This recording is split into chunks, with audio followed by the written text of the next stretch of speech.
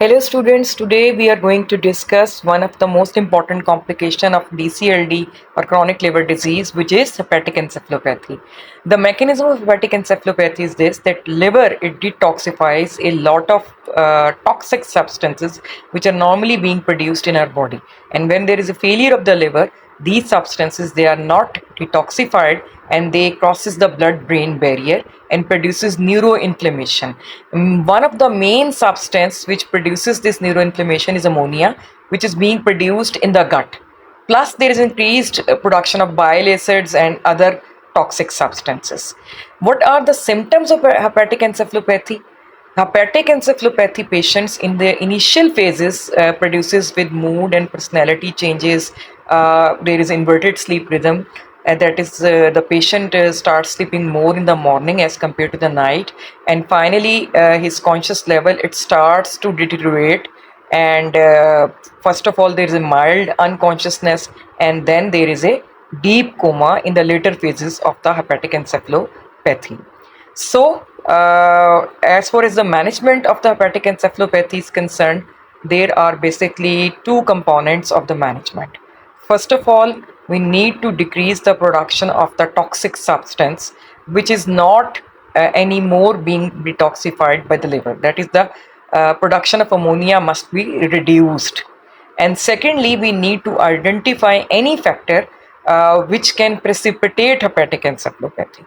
So, in order to decrease the production of ammonia, we give a syrup which is called Lactodil. It is basically an osmotic laxative, and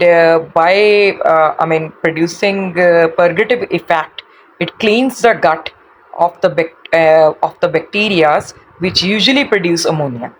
So first action is that it cleans the gut, and it kills the bacteria which produce ammonia, and it produces lactobacillus, which is a probiotic bacteria. Plus lactulose, it contains lactic acid, so pH is decreased and ammonia is converted to ammonium, which is not toxic.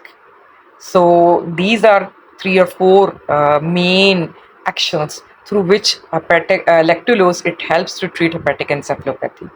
Second component of the management is to identify that is there any factor which is causing this hepatic encephalopathy, which is precipitating this hepatic encephalopathy, and we need to identify and to rectify that factor.